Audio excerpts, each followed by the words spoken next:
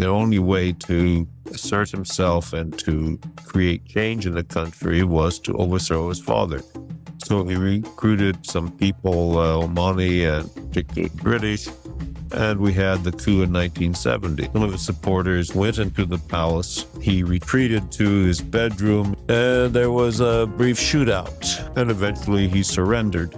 Welcome to the afikra podcast. My name is Mikey Mhenna. Today with us, we have Dr. J.E. Peterson, who is a historian and political analyst specializing in the Arabian Peninsula and the Gulf.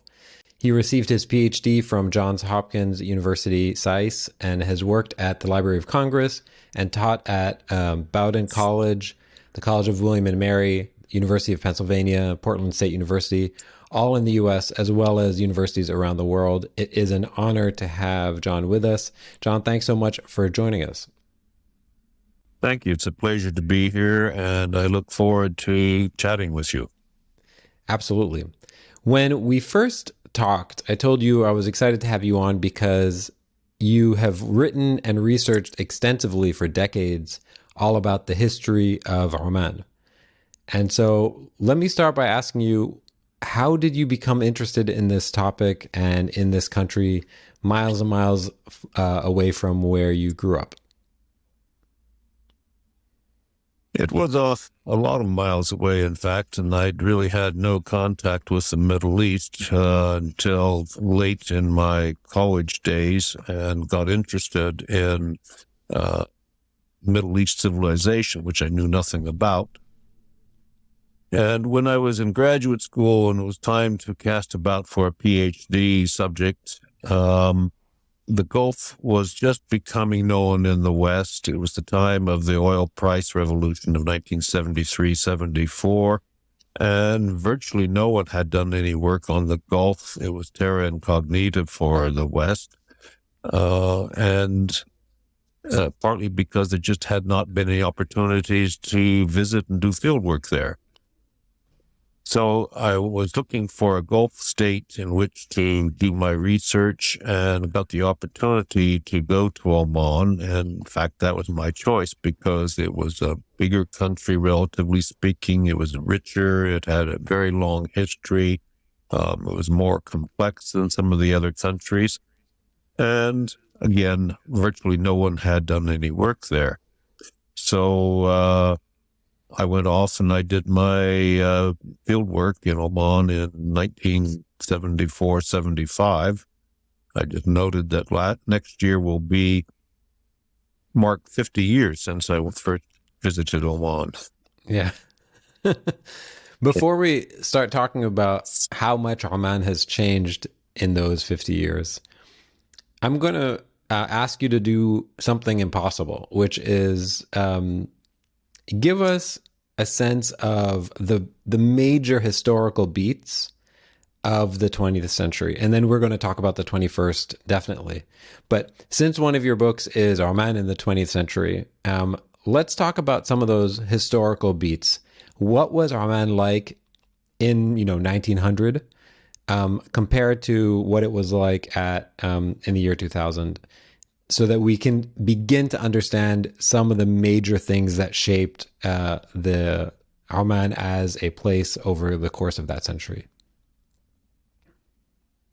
Well, I think in the view of most people, and certainly most Omanis, modern Oman really goes back to the first half of the 19th century when Said bin Sultan built an Omani empire, both in Arabia and the Gulf, but particularly along the East African coast and Zanzibar, where he tended to spend the last 20 years of his reign. And Oman was a country that was known throughout the world. It had relations with European countries, it had relations with the United States. It was a prosperous country, but upon his death, it started to decline, partly because the British essentially divided the Zanzibari domains from the Omani domains. The Oman lost traction in terms of its economy and became poorer and poorer. So at the beginning of the 20th century, or within the first few decades of the 20th century, Oman and capital Muscat were kind of backwaters in terms of commerce. The interior separated from the coast under recrudescence of the old Ibadi Imamate. And the first, the two sultans at the early part of the 20th century were perhaps not the most effective, and one of them really didn't want to be sultan. And in 1932, Sultan Said bin Taimur ascended to the throne and worked, first of all, to erase the country's debts, and secondly, to regain internal control of the country, both from British influence and to erase that distinction between the coast and the interior. And in fact, he was able to do so in the 1950s and create which on paper was a unified Oman, but still it was a very isolated place. It was extremely poor. Tens of thousands of Omanis went overseas in search of work, many of them to the Gulf states, where they did menial jobs. And his son, Sultan Qaboos, Said Qaboos at the time, was born and raised in Salalah in the south of the country, had never been to Muscat. His father eventually sent him abroad to do schooling in rural England. He went to Sandhurst, passed out, spent a few months with the British Army of the Rhine, did a world tour, came back to Salalah, and his father basically said, "You had a good Western education. Now it's time to supplement that with traditional education, to learn Islamic law, to perfect your Arabic again." And the Sultan, the Sultan to be, did that. But 6 years he spent in Salalah, in his own house, rarely saw his father, was not allowed to speak to a lot of people, and eventually began to believe that the only way to assert himself and to create change in the country was to overthrow his father. So he recruited some people, Omani and particularly British, and we had the coup in 1970. And as Omanis for many years would say, before 1970 there was nothing, and after 1970 everything began to change. And so there was this loyalty to Qaboos that perhaps diminished after decades, but never really went away. It was ingrained in the country.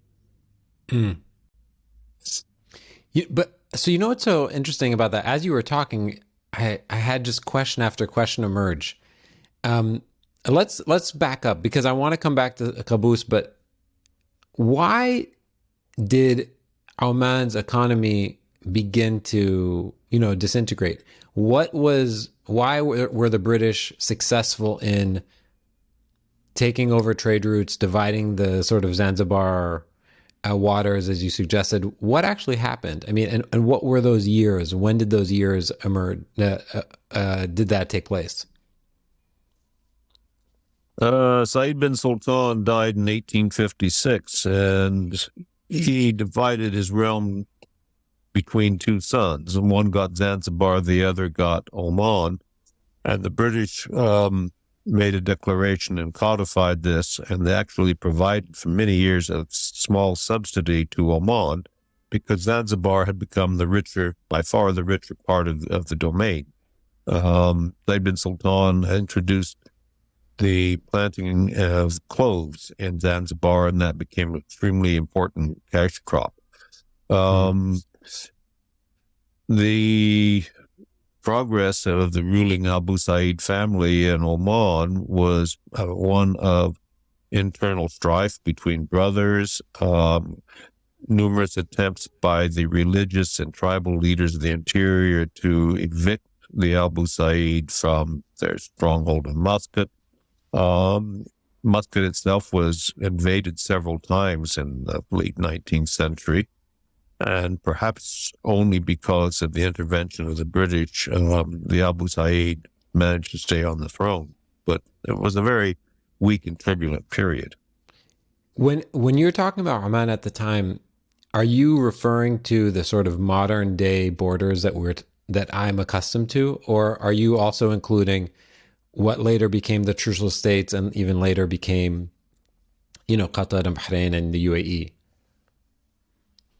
That's a very good question, because what is Oman can have many different answers. And traditionally, what is now the UAE was called the Crucial States. And it was called the Crucial States because of the maritime treaties that Britain imposed upon local rulers around the coast. And the British had previously called it the Pirate Coast, because of their difficulties in subduing the coast.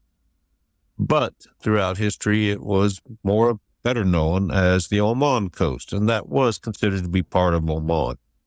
So far in the south of Oman, really came under the control of the Abu Said only in the early, in particular later part of the 19th century, and so far culturally was much closer related to the Mahra and Hadramaut regions of Yemen.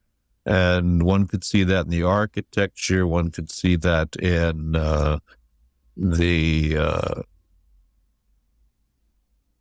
the fact that there are various subgroups in Dhofar who are closely related, more closely related to people in Yemen than they are in Oman.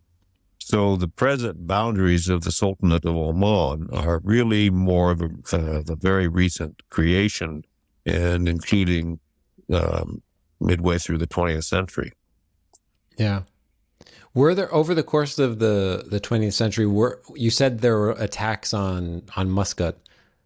What were these attacks? Were they rival tribes, or they rival families going after the throne, or exterior powers? What sort of attacks were they? For nearly 1,000 years, the focus of government and control in Oman had fallen within the Abadi imamate, and the Abadis, being one of the first subsects to emerge out of Oman, were first to emerge out of Islam, were strongest in Oman. And they produced their own imam, who was not only the religious leader, but became the temporal leader in charge of the tribes, in charge of people, in charge of relations with external forces.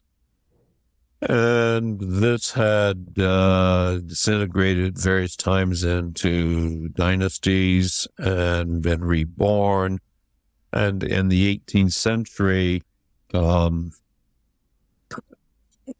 internal civil war brought in Persians, and it was left to a merchant from the interior, but who was living in Sohar, to raise the forces to evict the Persians from the country. And then a grateful country elected him imam, even though he was not a religious leader. And that passed on to his sons and his grandsons. Said bin Sultan was his great-grandson, and that family moved from the interior, which was the heartland of the imamate, to the coast, because they were more open to opportunities, maritime opportunities, both commercial and naval. But that created a schism between the interior and the coast. And the interior, at various times, significant tribal leaders, as well as religious notables, sought to resurrect a true imamate. And it was difficult to do for many reasons, but an attempt was made soon after the death of Said bin Sultan in 1858 by using a member of the cadet branch of the Abu Said as imam. And they installed him in Muscat for 3 years, and he was driven out by a family rival. And various attempts were made later in that century, until 1913, a new imam was elected, and the interior really began to drift away from the coast. And that remained true until the late the mid to late 1950s, when a long-time respected imam died, and a new imam was elected, but he was weaker, and his brother really was a more prominent figure, and they began to bring in Saudi and Egyptian assistance, which was something that was unheard of in the imamate before. And this led to friction and kind of a war between the imamate and its backers and the sultanate and its backers, primarily Britain. And the end result of that was that the interior was brought back into the sultanate by the late 1950s and has been ever since. Yeah. When you talk about the economy at the time, what were the major parts of the Omani economy? And how did that shift over the course of the 20th century? Oman's economy is basically based on subsistence farming and fishing. And because I say subsistence, very little wealth was generated. The wealth that was accrued in Oman basically came from overseas. Again, the commercial and naval maritime activities, the cultivation of Zanzibar. When that was cut off, Oman was left with, again, the subsistence farming and fishing. There were some exports, but not a lot.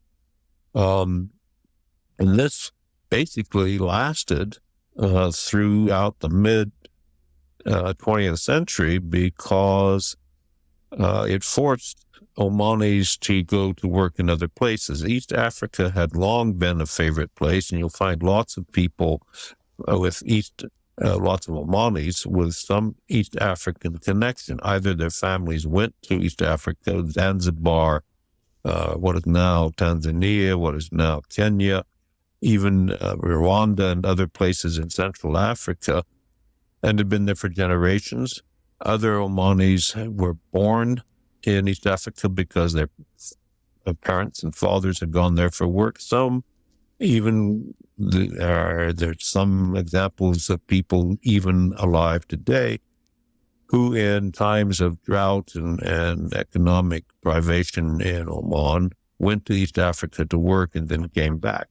And as I said earlier, this was also true in the Gulf, and there were Omanis all up and down the Gulf doing jobs such as gardeners and port workers and so forth.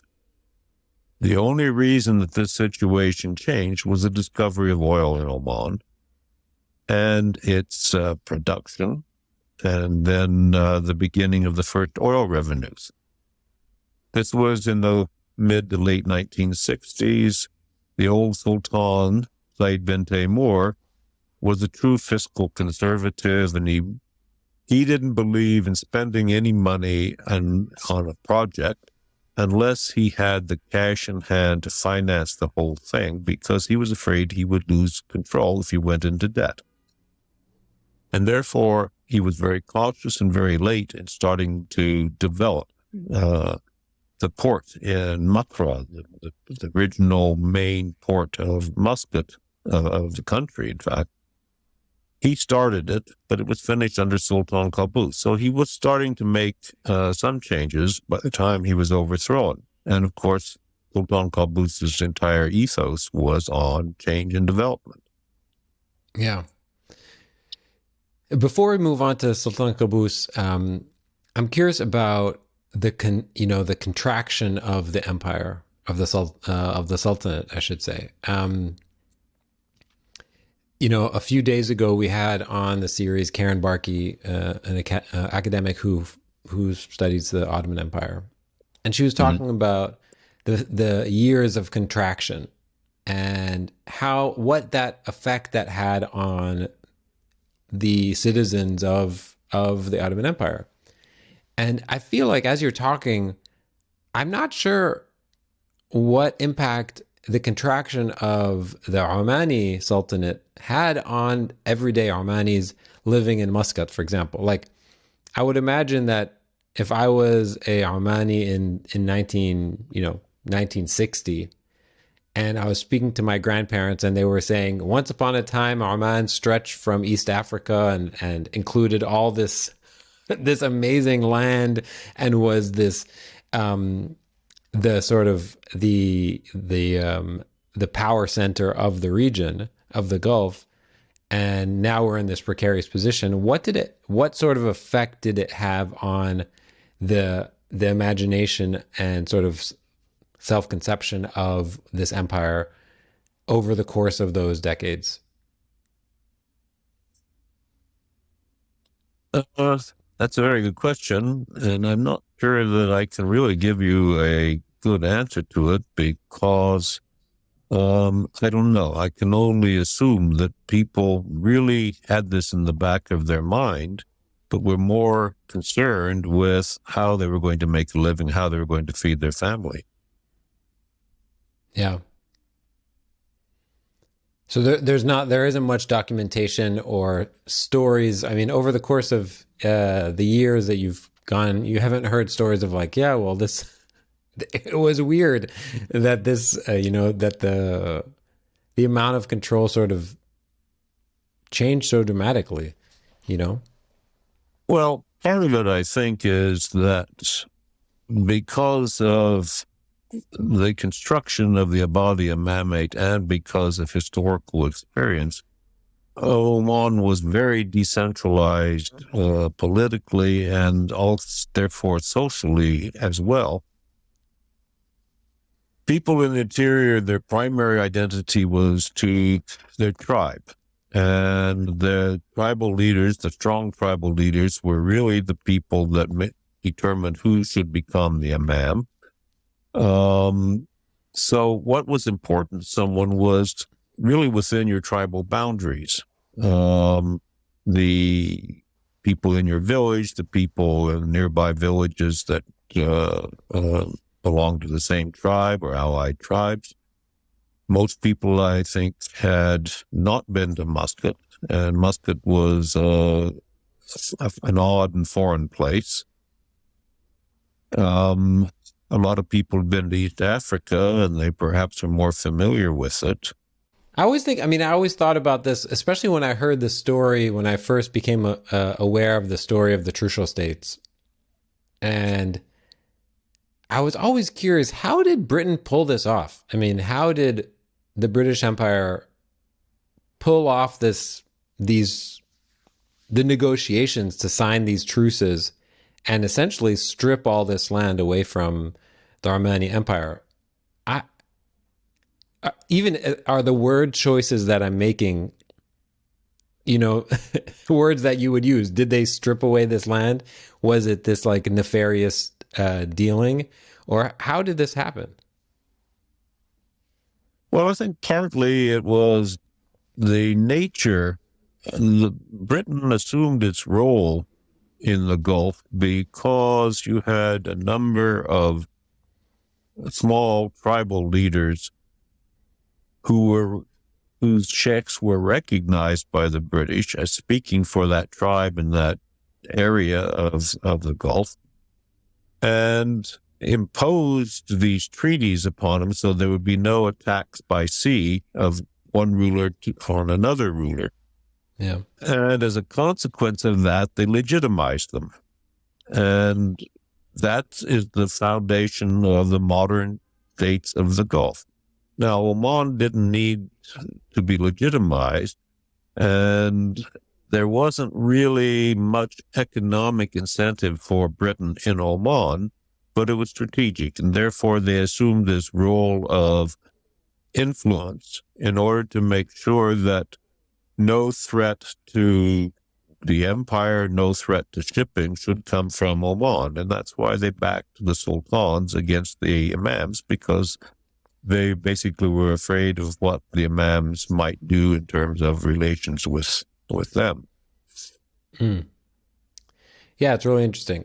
Okay, let's go to 1970. So Sultan Qaboos emerges, stages a coup. Was it a bloodless coup or was it a violent, turbulent coup? It was a very small coup. It was a palace coup. Basically, his supporters, some of his supporters, went into the palace in Salalah. The old Sultan, they caught him by surprise. He retreated to his bedroom. He had guns everywhere because he was paranoid. But then, as they say, even paranoids can have threats. And there was a brief shootout. One of his palace slaves was killed. One of the attackers was wounded. He was wounded in several places, not critically, but somewhat seriously. And eventually he surrendered. And the British put him on a plane to Bahrain for immediate first aid, and then on to another plane to the UK, where he spent a few weeks in hospital. And then moved to the Dorchester Hotel in Park Lane in London, where he lived for the next 2 years until he died.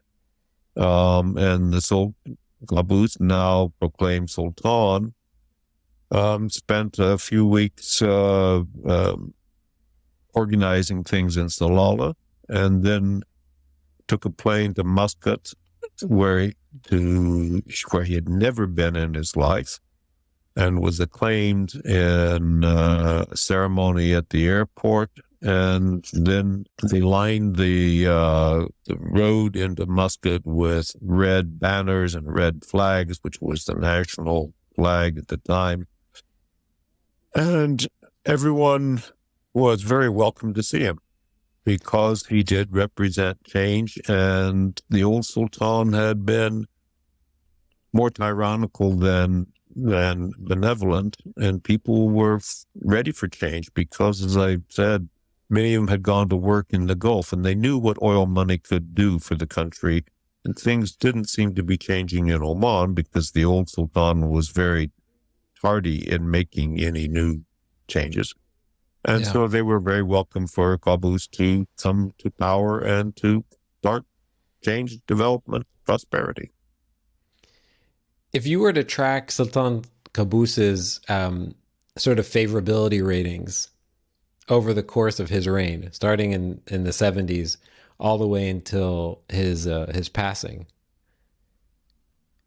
do you think it was just generally like all the way at the top the entire time, or were there moments where his favorability ratings internally sort of took a hit?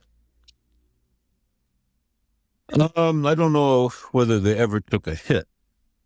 In those first several decades, most Omanis knew what life had been like before 1970. When people lived in villages without running water, without sewage, without electricity, without roads, I mean, the whole thing. After 1970, this changed, and people were genuinely grateful for Sultan Qaboos and making these changes, and he could do no wrong. In later decades, fewer and fewer Omanis knew what life had been like before 1970. They also, as so often happens, change occurred greatest in the cities, particularly in Muscat, and was much slower to hit the countryside, and people complained about it, quite rightfully, but that was part of the natural process of development. The Sultan was a very complicated personality, and he, somewhat like his father, tended to shut himself away and isolate himself for extended periods of time. And he entrusted many of the operations of government to other people, some of whom did a better job than others. In 2011, when the demonstrations that began, particularly in Sohar during the Arab Spring, people demonstrated against the elite in Muscat who were making lots of money while the ordinary Omani young men and women coming out of secondary school couldn't find jobs. They protested against government policies. They protested against certain government ministers that they perceived to be corrupt. They did not, and they explicitly said they were not protesting against the Sultan. And upon his death, the idea that he was Baba Qaboos was very widespread. And I think that's true of most Omanis, even though they believed that perhaps things could have been handled better. Yeah, I mean, was there ever a sense that, as Oman, we should be, we were the formerly great empire that sort of controlled everything, and we need to come back into form and be the shining light in the region? Or was there some sort of resignation to the fact that, okay, we don't, economically we can't keep up, and that's not even our priority? Do you see what I'm asking? I think so, yes. Even into the 80s and maybe into the 90s, I noticed a lot of this, that those Omanis who'd gone through the work and done the menial jobs that Asians, South Asians in particular, did in later years, they came back to Oman and they went to work for the government. They started their own business. They went back and built up their farms and so forth.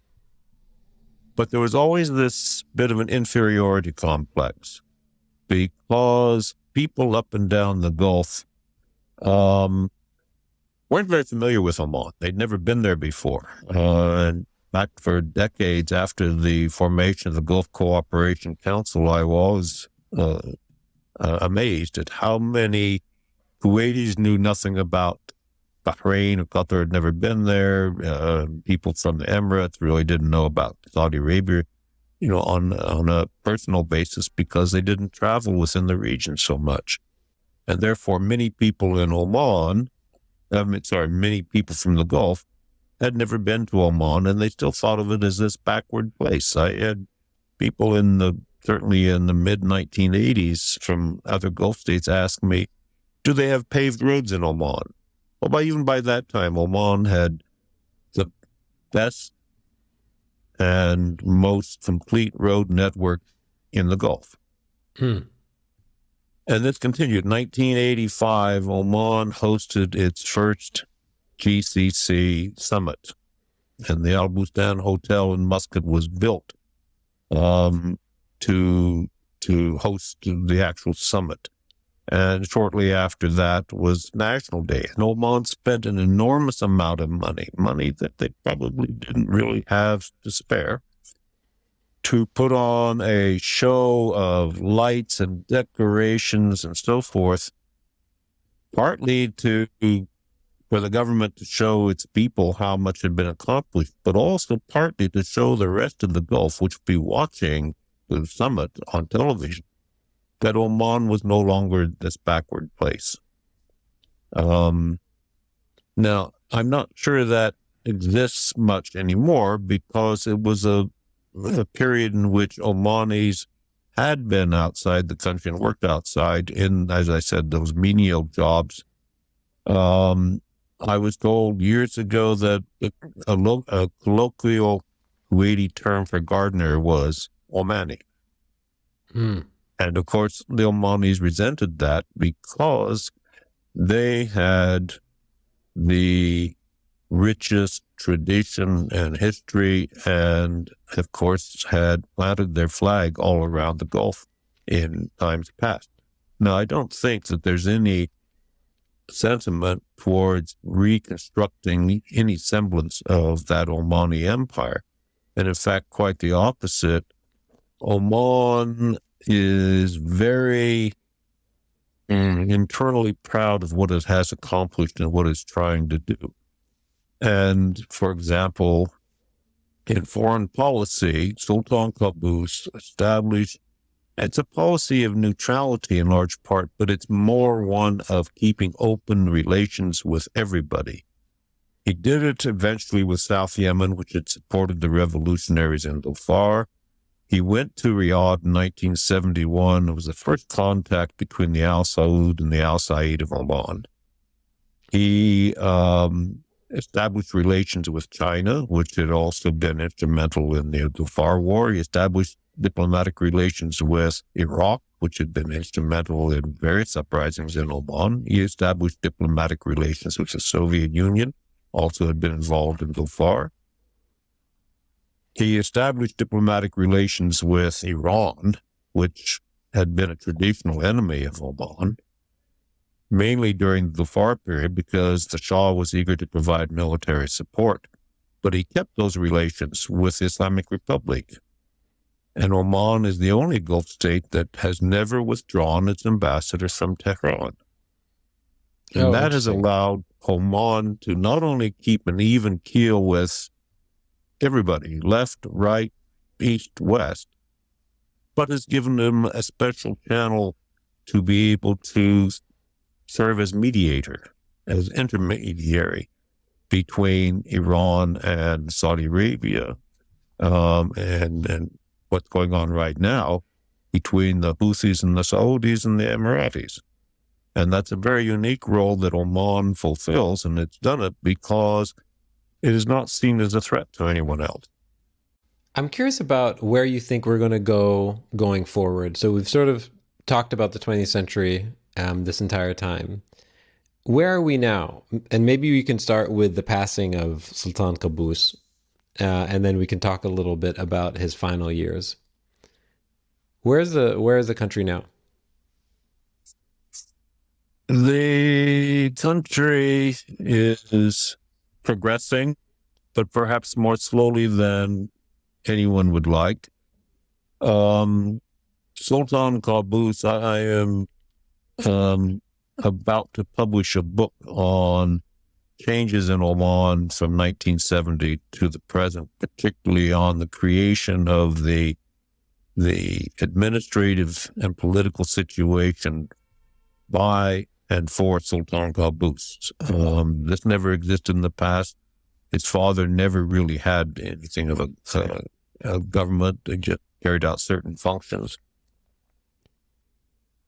And when Sultan Qaboos died, I had said for a long time, and I think it holds true, that his successor, whoever he might be, would basically follow in his footsteps in terms of using that system that had been created with changes from here and there. But he wasn't going to embark on any radically different approach, partly because it was clear that his successor would be one of the Sultan's cousins from his uncle, Tariq bin Taymour.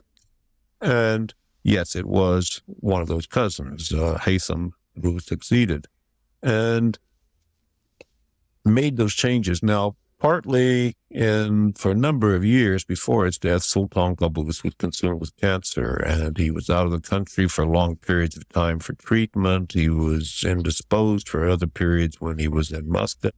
And a lot of things were just left to sit because there wasn't the initiative to make further changes. And I think this has been reversed under Sultan Haitham, that he is starting to make certain changes. He's putting his own people into positions. We just saw yesterday, I think, that the marriage law had been changed in Oman. Previously, you needed permission from the government for an Omani to marry a non-Omani, and this has been changed now. So this is just one example of what Sultan Haitham is trying to produce. But when you come right down to it, I mean, I think that Oman has done an extraordinary job in terms of development over the last half century. From having virtually nothing, and people always cite that there were 23 miles of paved roads, there were less than half a dozen schools, and now Oman is in the forefront, certainly within the Arab world, of all of these socioeconomic indicators, even though it doesn't have the great oil wealth that its neighbor, the UAE or Saudi Arabia or some of these other states have. It's used them pretty wisely. There's been mistakes. But the problem is very similar to the other Gulf states in that Oman depends upon oil and now oil and gas production and exports and income. And that means when the price of oil is high, Oman has more money to spend, both in terms of recurrent expenditures within the government and also in development projects. Yeah. When the price of oil goes down, the country goes into recession. And it has not been able to change this basic equation yet. For many years. What is the quality of the education system there? Is there a possibility of building a robust knowledge-based economy? Because there is a robust population. There is enough people there to be able to build a locally based knowledge-based economy. I think part of the problem is that the educational system of Oman is similar to Gulf states. You've got a parallel educational system. You have the state schools where education tends to be more by rote, and students are not encouraged to really think, and that means those who come out of secondary schools have not had superior education. And then comparing that, you have an elite education exemplified by the Sultan school, in which the students that go through that are very well prepared, and they go on, in many cases, to get higher degrees in Western countries, in Egypt and other places. And you've got a coterie of people within the government and within the public corporations and in business who are extremely well-trained, extremely capable, and it's amazing how many people of this sort Oman has produced. But this is a small section of the population, and it cannot carry the whole thing. Yeah. Okay. I have a question for you about the general sense of what else are you working on? I feel like 50 years of working on a specific topic might get you to a point where you're like, all right, not only am I done with this, but also maybe, like, I'm curious, you are not Omani, right? Obviously, but you've spent so much time there, and you've spent so much time thinking about the history and the future of the country. You've met the ruler, you've advised, you've been involved in the education system there. Do you ever feel sort of like an imposter and like, I don't really have a right to advise on this stuff? Or were you always able to sort of set that aside and say, nope, I will always contribute my 2 cents? First thing I would say, it's an old truism, but very true, is the more you learn about a subject, the more you know how little you know. And yes, I've been observing and writing about and living in and doing research on Oman for 50 years. And there's still so much I don't know. And there's so much I will never know. So in that sense, it doesn't grow old and tired, because I'm learning as I take on new projects. I forgot, what was the other point? The second part about being sort of feeling like an imposter and not feeling like you might be eligible to give advice and contribute. Well, I have an academic background and career, essentially, and part of that is you must be as thorough and comprehensive and as objective as you can be about any subject that you research and write about. And therefore, I believe that I have a voice about Oman that deserves to be heard. Now, one of the things I did for some years, I was the historian of the Sultan's armed forces of Oman. And as part of that, not only was I intended to write a history of the armed forces, but also I gathered materials, documents, oral histories, photographs, all that sort of thing. And I created a small archives that is still within the Ministry of Defense in Oman. And my thinking was, if I didn't write about these things at the time, if I didn't do the research and collect these materials, they would have been lost. Archives for government ministries and agencies basically meant a room in the basement where you put your files that you didn't need anymore. And when you moved premises, you threw them away because you didn't want to take them to the new place. People died off. For example, the Dhofar War. Most of the people who had more senior appointments in the Dhofar War are no longer with us. I was able to speak to many of them, to gather as much information from them as possible. And what I've written about it, yes, it reflects a viewpoint that not all Omanis are going to agree with and is not perfect. But what I've done in terms of establishing that archives is leaving the material for future generations of Omani historians to use. And that's, in a way, that's also true of my publications. They are early steps in understanding what has happened in Oman in the last century or two. Yeah, it's really interesting. If you had spoken to Sultan Qaboos in 1970, the first half of the 1970s, and you were able to sort of look into a crystal ball and tell him, this is where the country is going to be in 2015, 40 years later, do you think he would have been bewildered, excited, disappointed at the progress?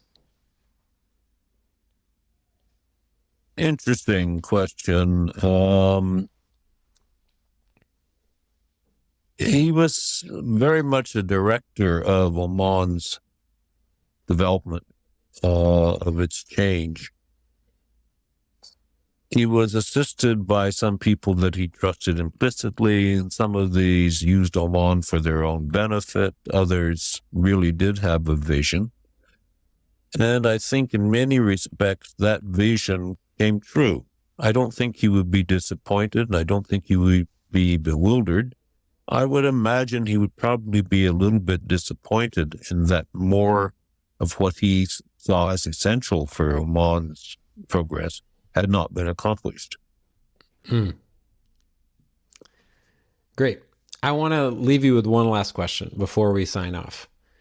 If you were to, put together a sort of a 5-point plan of what you hope happens in Oman over the next course of the next 75 years, or I should say to prepare for the next 75 years, what is your prescription for the or advice for the country? Well, first and most obvious thing is to get unhooked on oil. And that's easier said than done. Oman has taken great strides. Tourism is a very beneficial step for Oman to take, partly because it provides income for the country, but also because it provides jobs. It's very labor intensive compared to oil, which is capital intensive. One of the other things that I would certainly like to see happen or to be reversed is this growing, pervasive inequality between the elite in Oman and the average Omani. And the average Omani is better off than in a lot of countries of Africa and Asia, but still, it is not very prosperous. And Oman has a razor-thin edge of what its income can do to create higher permanent standards of living. And every deviation from that into the pockets of the elite is going to hurt and is hurting the country. And then perhaps in some ways this is an inevitable step or sub-step within the process of change, but in other ways, it is not beneficial to the country at all. Interesting. Okay, last question before we sign off is from our quick Q&A. I'd love to know, what do you think people most misunderstand about your work? Well, as I said, I started, there have been few books done on Oman. There have been few opportunities for field work in Oman. And I wrote my dissertation, which was published as Oman in the 20th Century, which is an attempt to explain what has happened from the beginning, the latter part of the 19th century up until the early 70s. Mm-hmm. It's a country study, and I think a lot of people now, they dismiss country studies as being old-fashioned, obsolete, that it should really focus on smaller topics. Well, yes, that's true. But at the time I started out, until the last several decades, you couldn't do those smaller topics. You had to start with the fundamentals. And a lot of people doing research in the Gulf, including people from the Gulf, are able to pursue topics that 20 years ago, certainly 30 years ago, would be absolutely off limits for anyone to touch. And therefore, you need foundation blocks and stepping stones in order to get to the more detailed studies that are being produced today. Okay, you just provoked what will actually be the last question, okay? You keep saying that. I keep saying that, but you keep on saying things that get me curious. So for a young student, a budding grad student, or somebody who is curious about the region, what are the 5 books that they absolutely need to have on their bookshelf if they're interested in understanding the history of the Gulf, including Oman, but also more than that? Well, just 5, huh? Include as many as you'd like.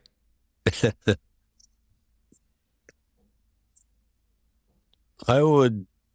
So the first book I would name, which may not be the most important book on this, but would be the edited book I did a few years ago called "The Emergence of the Gulf," in which I was able to assemble a team of very well-known scholars on it.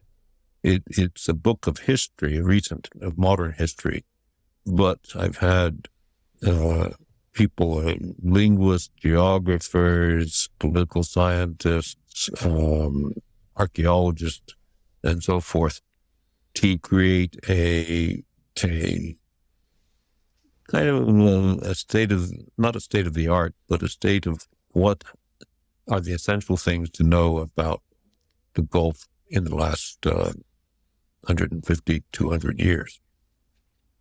Cool. There's another, it's a little bit dated now, but Rosemary Saeed Zahlan's book on, I think it was called The Modern Gulf States, makes a very good introduction to the history and politics of that region over the 20th century. If you're really going serious about research or understanding even social matters, oddly enough, one of the best sources is now well over a century old, and that's J.G. Lorimer's Gazetteer of the Persian Gulf and Oman. which was produced by the British government of India for their own use.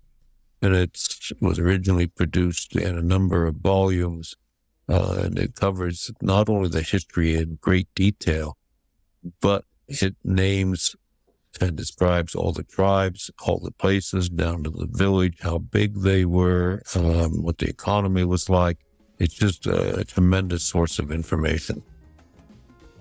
My God, I got to get my hands on that one.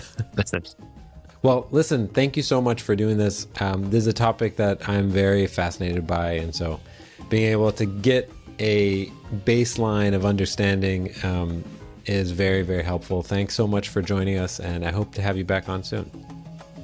Thank you. I enjoyed it myself and would like to do more.